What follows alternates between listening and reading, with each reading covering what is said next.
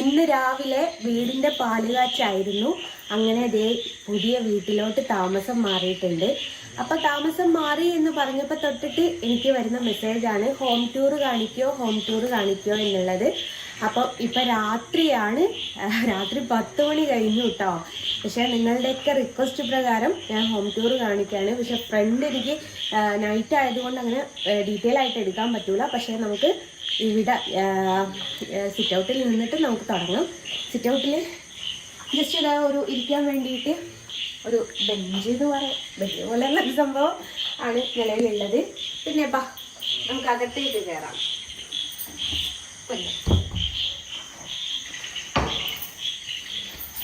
അകത്തേക്ക് കയറി കഴിഞ്ഞാൽ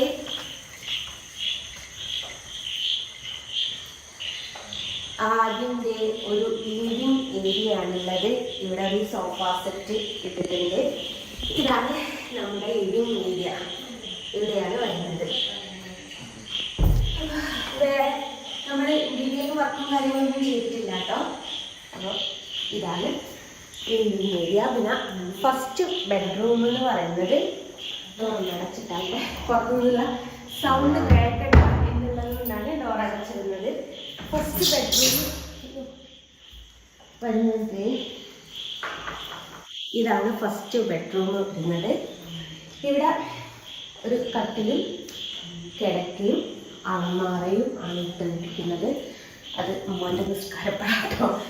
അപ്പം ഇതാണ് നമ്മുടെ ഫസ്റ്റ് ബെഡ്റൂം. മാസ്റ്റർ ബെഡ്റൂം ആണ് എന്നൊന്നും നമുക്ക് പറയാൻ പറ്റില്ല, കാരണം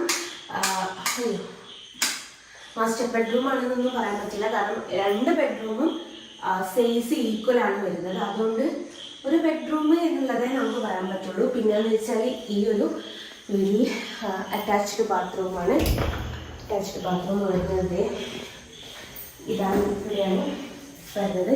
ഇവിടെ എന്ന് വെച്ചാൽ നമ്മൾ ഇന്ത്യൻ ക്ലോസറ്റാണ് ഒന്ന് കൊടുത്തിരിക്കുന്നത്. കാരണം ഇന്ത്യനും യൂറോപ്യൻ ക്ലോസറ്റും രണ്ടും വെച്ചിട്ടുണ്ട്. 2 റൂമിലായിട്ടാണ് വെച്ചത്. അത് ഓരോരുത്തരുടെ അറിയാലോ, ചിലർക്ക് യൂറോപ്യൻ ക്ലോസറ്റ് പോകുന്നതിൽ കുറച്ച് ബുദ്ധിമുട്ടുണ്ടാവുമല്ലോ. പിന്നെ ഈ ഹാളിൽ നോക്കി വെച്ചാൽ നേരെ സ്റ്റെയറാട്ടോ, മുകളിലേക്കുള്ള സ്റ്റെയറാണ്. അപ്പം മുകളിലേക്ക് അവിടെ ഗ്ലാസ് ഒന്നും വെച്ചിട്ടില്ല, ഗ്ലാസ് ഒക്കെ വെക്കണം. മുകളിലേക്കുള്ള സ്റ്റെയറാണ് ഈ ഒരു ഇത് വരുന്നത്. അപ്പോൾ അപ്സ്റ്റെയർ ഇല്ല കേട്ടോ. അപ്സ്റ്റെയർ ഏതെങ്കിലും കാലത്ത് എടുക്കാൻ പറ്റിയാൽ നമുക്ക് എടുക്കാമല്ലോ എന്നുള്ള രീതിയിലാണ് നമ്മൾ ഇതൊരു സ്റ്റെയർ ചെയ്തിരിക്കുന്നത്. പിന്നെ ഇവിടെ ഒരു വാഷ് ബേസിനാണ് കൊടുത്തിരിക്കുന്നത്. അവിടെ ഇതിനുള്ളൊരു സ്പേസാണ്, ഒരു കോർണർ പോലെ ഉള്ളതുകൊണ്ട് ഇവിടെ അതിന് പറ്റിയൊരു സ്പേസാണ്. പിന്നെ ഇവിടേക്ക് വരുന്ന സമയത്ത് നമ്മൾ ഡൈനിങ്ങിനാണ് ഈ ഒരു സ്പേസ്. ഡൈനിങ്ങാണ് ഇവിടെ വരുന്നത്. ഇവിടെ ചെറിയൊരു ടേബിളും കസേരയുമായിട്ട് അറേഞ്ച് ചെയ്തിരിക്കുന്നതാണ് ഡൈനിങ് വരുന്നത്. അപ്പോൾ നമ്മുടെ ഡൈനിങ്. പിന്നെ വരുന്നത് നമ്മുടെ രണ്ടാമത്തെ റൂമാണ്. രണ്ടാമത്തെ റൂം വരുന്നത് ഇതാണ്. ഇവിടെ ഉള്ളത് കട്ടില്, കിടക്ക, അലമാറ, ഈ ഒരു സംഭവം തന്നെയാണ്. 2 റൂമിലും ഫാനും കേട്ടോ. ഇതാണ് ഈ ഒരു റൂമിൻ്റെ ഇത് വരുന്നത്. ഈ റൂമിൽ വരുന്ന അറ്റാച്ച്ഡ് ബാത്റൂം എന്ന് പറയുന്നത് ഇവിടെ ഞാൻ പറഞ്ഞല്ലോ അവിടെ ഇന്ത്യൻ ക്ലോസറ്റ് ആണെങ്കിൽ ഇവിടെ യൂറോപ്യൻ ക്ലോസറ്റാണ് വെച്ചത്. രണ്ടും 2 രീതിക്ക് വെച്ചതാണ്.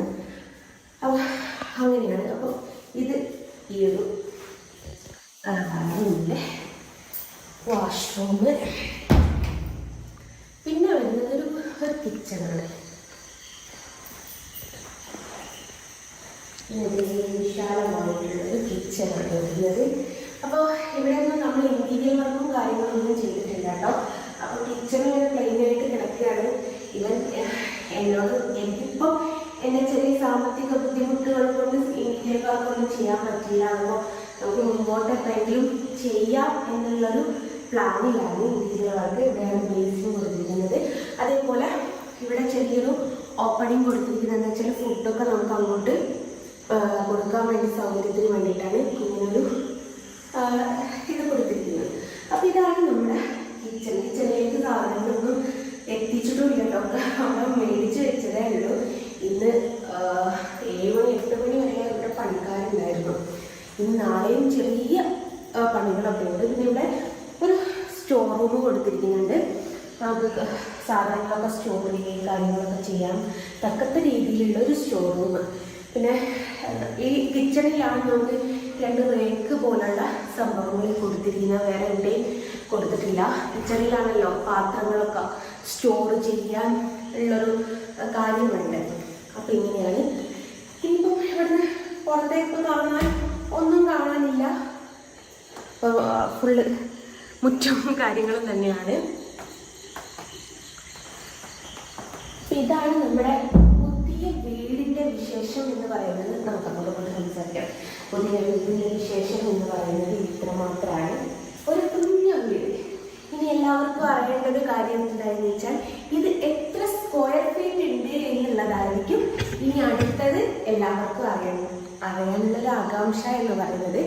982 സ്ക്വയർ ഫീറ്റാണ് നമ്മുടെ ഈ ഒരു വീട് വരുന്നത്. 1000 സ്ക്വയർ ഫീറ്റിൻ്റെ ഉള്ളിലായിട്ടാണ് കേട്ടോ ഈ ഒരു വീട് വരുന്നത്. അപ്പം എന്നെ സംബന്ധിച്ച് വളരെയധികം മനസ്സിന് ഒരു സന്തോഷം, സമാധാനം എന്നുള്ള ഒരു രീതിയിലുള്ള ഒരു പ്ലാനും ഒരു വീടും ഒക്കെ ആയിരുന്നു. ഒരിക്കലും ഞാൻ പ്രതീക്ഷിച്ചതേ അല്ല ഈ ഒരു മൂമെൻറ്റ് നടക്കും എന്നുള്ളത്. പിന്നെ നമ്മളൊക്കെ എന്താ പറയുക, നടക്കുമായിരിക്കുമെന്നുള്ളൊരു ചിന്താഗതി ഉണ്ടല്ലോ, അങ്ങനെയാണ്. പിന്നെ നമ്മൾ വീടിൽ ഉപയോഗിച്ചിരിക്കുന്നതെന്ന് വെച്ചാൽ ഫ്രണ്ടിലേക്കൊക്കെ മരമാണ് ഉപയോഗിച്ചിരിക്കുന്നത്, പ്ലാവാണ് ഉപയോഗിച്ചിരിക്കുന്നത്. കാരണം ഇവിടെ തന്നെ ഉണ്ടായിരുന്നു. ബാക്കിയുള്ള ഈ പറഞ്ഞതുപോലെ നമ്മുടെ ജനാലകളും വാതിൽക്കട്ടിലൊക്കെ നമ്മൾ സിമെൻറ്റിലാട്ടോ തീർത്തിരിക്കുന്നത്. സിമെൻറ്റ് ഇപ്പം നമുക്ക് മേടിക്കാൻ പറ്റുമല്ലോ, അതാണ് ഉപയോഗിച്ചിരിക്കുന്നത്. അപ്പം ഇതാണ് എൻ്റെ ഈ ഒരു കുഞ്ഞു വീടിൻ്റെ വിശേഷങ്ങൾ എന്ന് പറയുന്നത്. ഇത്ര മാത്രമാണ്. എങ്ങനെയാണ് നിങ്ങളടുത്ത് ഈ സന്തോഷം പങ്കുവെക്കുക, അല്ലേ എങ്ങനെയാണ് നിങ്ങളോട് നന്ദി പറയുക? നിങ്ങളോട് എന്തിനാണ് ഞാൻ നന്ദി പറയുന്നതെന്നല്ലേ? നിങ്ങൾ ഓരോരുത്തരും വിചാരിച്ചത് കൊണ്ട് മാത്രമാണ് എനിക്ക് ഈ ഒരു ആഗ്രഹം സാധിപ്പിക്കാൻ പറ്റിയത്. കാരണം പല പല വിഷയങ്ങൾ വന്നിട്ട് പോലും എന്നെ തെറ്റിദ്ധരിക്കാതെ എന്നെ വിശ്വസിച്ച് എനിക്ക് ഓർഡർ തന്ന ഒരുപാട് ആൾക്കാരുണ്ട്. അവർ ഓരോരുത്തർ വിചാരിച്ചിട്ടാണ് ഞാൻ ഈ വീടിൻ്റെ ഓരോ കല്ലിനും ഓരോ കാര്യങ്ങൾ പറയാനുണ്ട് എന്ന് ഞാൻ എപ്പോഴും പറയാറുണ്ട്. അതേപോലെ എന്ന് വെച്ചാൽ പിന്നീട് എനിക്ക് പറയാനുള്ളതെന്ന് വെച്ചാൽ എന്നെ കുറ്റപ്പെടുത്തിയവരും ഒറ്റപ്പെടുത്തിയവരും കല്ലെറിഞ്ഞവരോടുകൂടിയായിട്ടാണ്. നിങ്ങൾ നിങ്ങളുടെ ഡ്യൂട്ടി ശരിക്ക് ചെയ്തത് കൊണ്ടാണ് വാശി എന്ന് പറയുന്ന സംഭവം എനിക്ക് നല്ലോണം ഉണ്ടായത്. ആ വാശിപ്പുറത്തും കൂടിയാണ് പെട്ടെന്ന് എനിക്ക് പണി പൂർത്തീകരിച്ച് വീട്ടിൽ കയറണം എന്നുള്ളത് ഒരു ചിന്താഗതി വന്നത്. ഒരു സ്ത്രീ നിരന്തരം പറയുന്നൊരു കാര്യം ഉണ്ടായിരുന്നു, 9ാം ക്ലാസ്സുകാരിയാണ്, നീ ആദ്യം 9ാം ക്ലാസ് എഴുതിയിട്ട് വാ എന്നിട്ട് സംസാരിക്കുക എന്ന് പറയുന്നത്.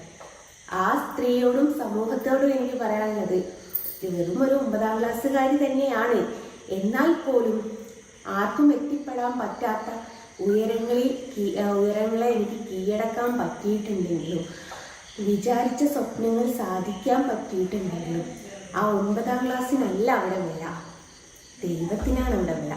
നമ്മളെ തോൽക്കണമെന്ന് ആദ്യം മറ്റൊരാൾ ചിന്തിച്ചിട്ടും കാര്യമില്ല. നമ്മൾ തോൽക്കണമെന്നുണ്ട് നമ്മുടെ ദൈവം മാത്രം ചിന്തിക്കണം. അല്ലാത്ത പക്ഷം നമ്മൾ ഒരിക്കലും തളരില്ല, തോൽക്കില്ല, ആരുടെ മുമ്പിലും മുട്ടുകുത്തില്ല എന്നുള്ളതിൻ്റെ ഏറ്റവും വലിയ തെളിവാണ് ഞാൻ.